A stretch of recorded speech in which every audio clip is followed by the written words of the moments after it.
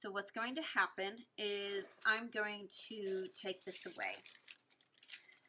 But I'm still going to play the video and I'm still going to take notes. And you are still going to take notes. And then, after I've played a little bit of the video, I'm going to stop it and I'm going to show you my notes.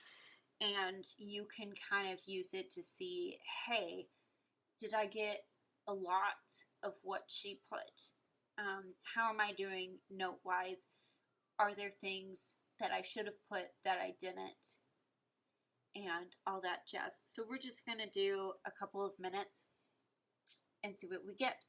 So even though the notes aren't up here, you should be taking notes. You should be taking it using what we went over before and listening to him. And I'm not going to stop it. So the next time you'll hear me talk is about 2 minutes into this video.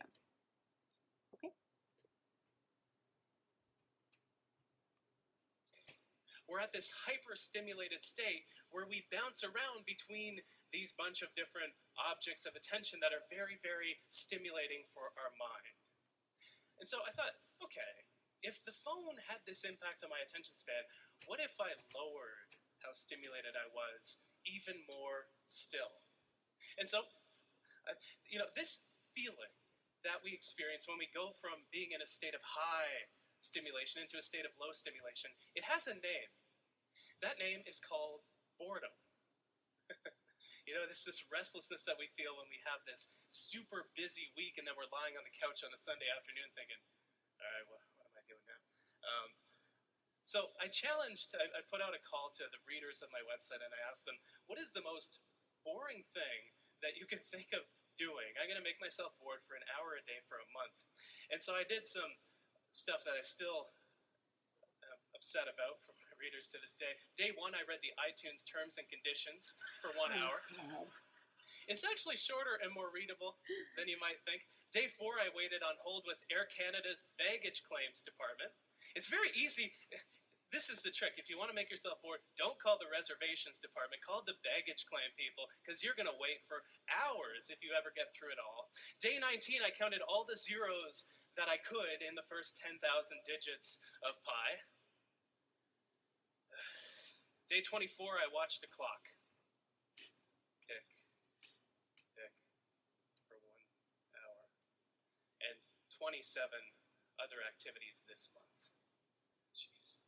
I still think back. But curiously, I noticed the exact same effects as I did during the smartphone experiment. It took about a week for my mind to adjust downward into a newer, lower level of stimulation.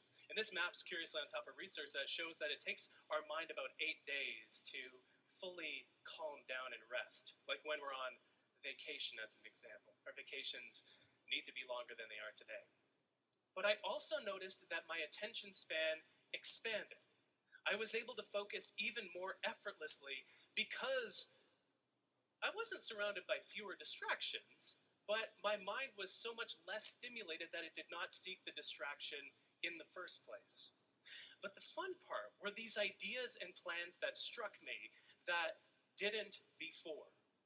And the reason that this is the case is because my mind had a chance to wander more often.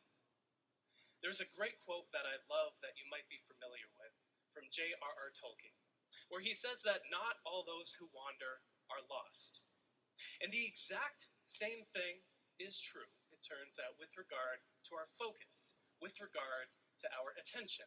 If you think back to when your best, most brilliant ideas strike you, you're rarely focused on something.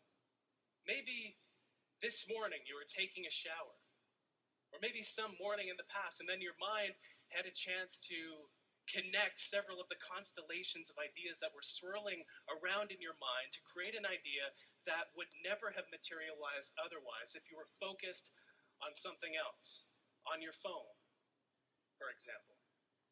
This is a mode, especially when we do this deliberately, when we deliberately let our mind wander. I call this mode scatter focus. And the research shows that it lets our mind come up with ideas. It lets our mind plan because of where our mind wanders too. This is fascinating. It turns out that when we just let our attention rest, it goes to three main places.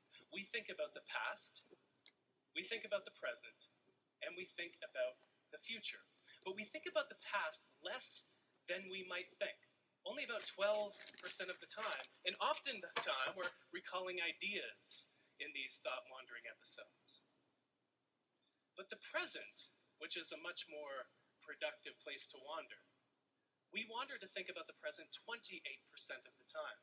And so this is, it's something as simple as you're typing up an email and you can't find a way to phrase something because it's very delicate, maybe it's political. You go and walk to another room, you go to another room of the house, of the office, and the solution hits you because your mind had a chance to approach it and prod at that problem from different directions. But here's the thing. Our minds wander to think about the future more than the past and the present combined. Whenever our mind is wandering, we think about the future 48% of the time. This is why when we're taking a shower, we plan out our entire day, even though it hasn't started yet. This is called our mind's prospective bias, and it occurs when our mind wanders. If you're good with math, or maths, I should say, not in Canada anymore.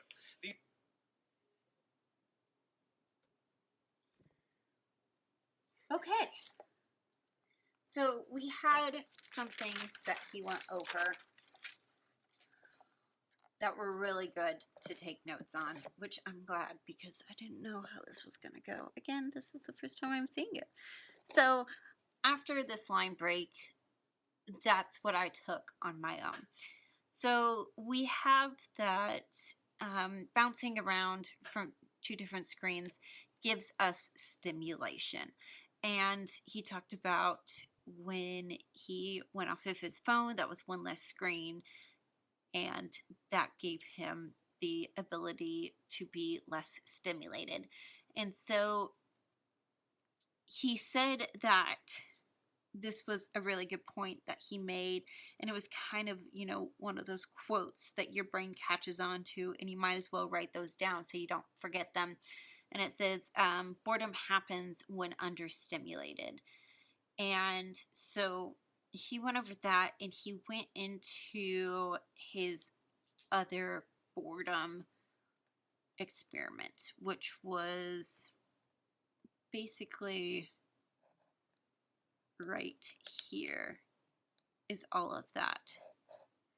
So for 1 hour, he was bored for each day for a month. He had the exact same effects as before up here. His attention grew, more ideas, more plans. Those came about down here as well. And so I wrote that his focus grew. He did not seek as many distractions. He had more ideas and more plans. Now you'll notice that I did another shorthand here. There should be more plans here, but I just kept it empty because then I know, there's a blank space and I could have wrote down more. It just is one of those shorthand things that I've picked up, and now my head will automatically go to it. And he said that his mind had more time to wander. Then he went into the J.R. Tolkien quote, "Not all who wander are lost," and he applied it to the brain as well as other, kind of principles. And that was kind of another stick out quote. Of course, it is a quote, so it's also a reference to him. I would have written J.R. Tolkien, but I already know who said that quote, so I didn't find it necessary. Again, if you have something that you already know, there's no reason for you to write it down. You save what you write down for the things that you don't know. Then he went into how your mind wanders in the shower, and I put shower thoughts. And he brought in this idea of scatter focus. So scatter focus lets the mind come up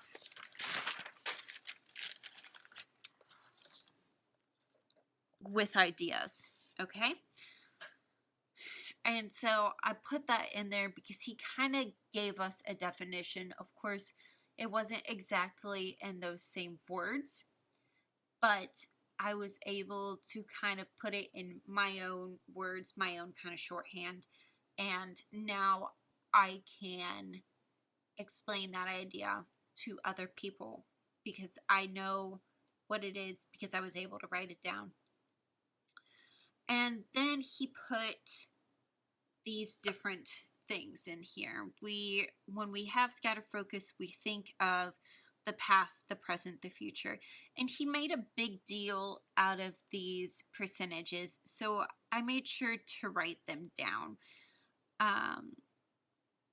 If you didn't, that's fine because most people don't put numbers in a test because it's just super hard to remember numbers.